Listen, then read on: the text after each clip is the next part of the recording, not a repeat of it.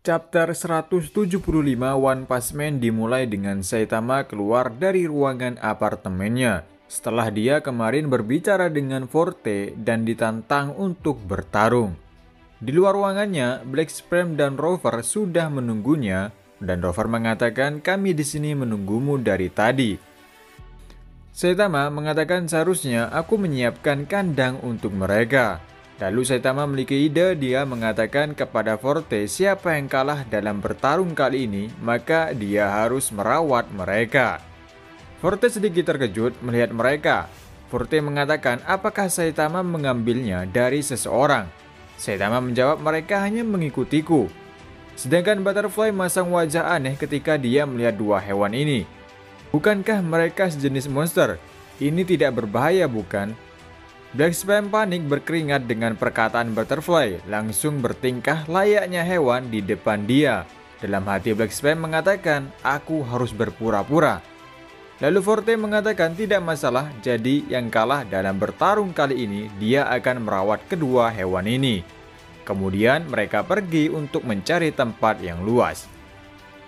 Setelah sampai di tempat yang luas, Forte dan Saitama saling berhadapan. Forte mengatakan dalam pertarungan ini mungkin kau akan terluka.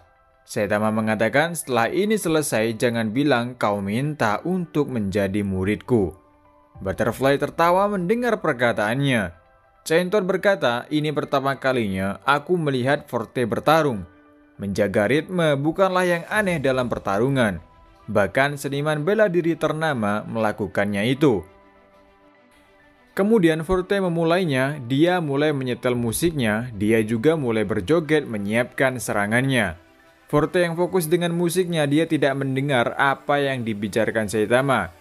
Saitama terlihat berteriak kepada Forte sambil menunjuk ke arah belakangnya.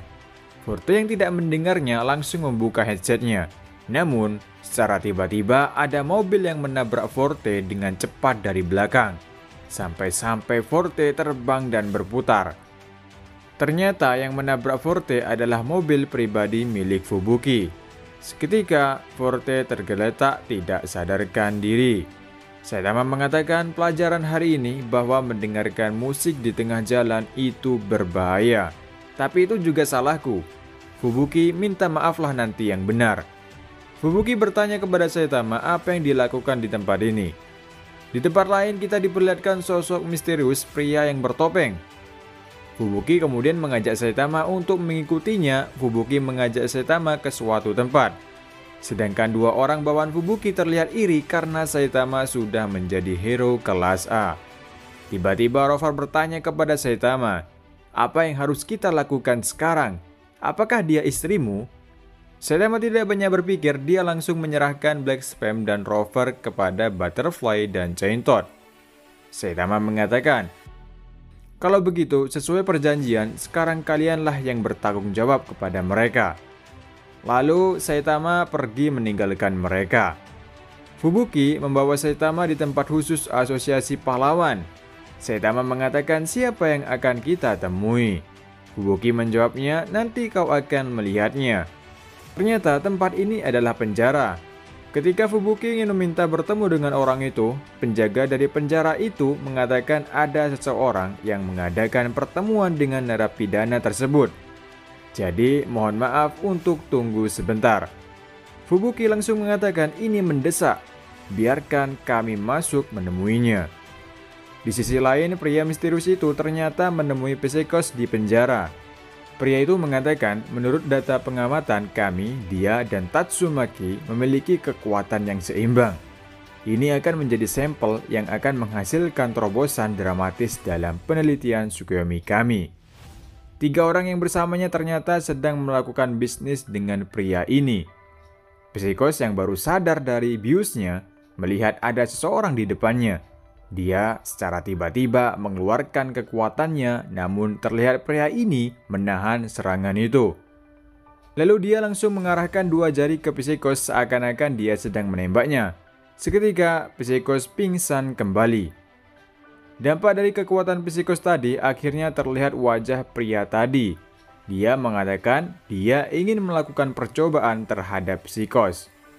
Sedangkan Fubuki dan Saitama menaiki lift untuk menuju ke tempat itu.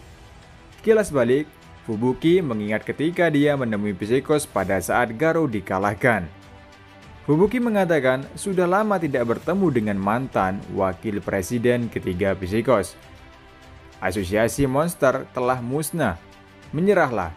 Jika kau terus menggunakan kekuatanmu dengan kerusakan itu, nyawamu akan terancam. Psickos dengan wajah yang sangat marah mengatakan, ketika aku masih 17 tahun, saat kekuatanku hampir melampauimu, kali ini apakah kau akan menyeretku ke bawah dari berdiri di puncak dunia? Fubuki menjawab, tentu saja, karena aku adalah orang yang egois. Psickos mengingatkan waktu dia masih sekolah di mana dia mengatakan di depan teman-temannya untuk mengusulkan memusnahkan umat manusia. Tentu saja teman-temannya mengatakan itu tidak manusiawi, tidak ada yang setuju dengan pendapat dia. Sedangkan Fubuki merasa kesal dengan Psickos mulai dari itu dia menganggap bahwa Psickos adalah musuhnya. Kali ini Psickos akan menyerang Fubuki, dia mengatakan, kaulah yang akan aku hancurkan kali ini. Berbeda waktu itu, kali ini tidak ada keraguan sama sekali. Dan di akhir chapter, terlihat Fubuki bertarung melawan Psickos. Oke teman-teman, untuk review One Punch Man sampai di sini. Jadi di chapter kali ini kita melihat masa lalu dari Psickos waktu dia masih satu sekolah dengan Fubuki, di mana mereka cukup bersaing pada saat itu. Dan sepertinya di next chapter kita akan disuguhkan oleh sebuah pertarungan antara Psickos melawan Fubuki. Tapi kemungkinan Fubuki akan menang dalam pertarungan ini karena itu alasannya kenapa Psickos dipenjara. Dan kenapa Psickos kalah dengan Fubuki, karena yang kita ketahui saat ini Psickos dalam kondisi tidak baik-baik saja atau dalam kondisi yang baru saja selesai bertarung dengan Tatsumaki habis-habisan.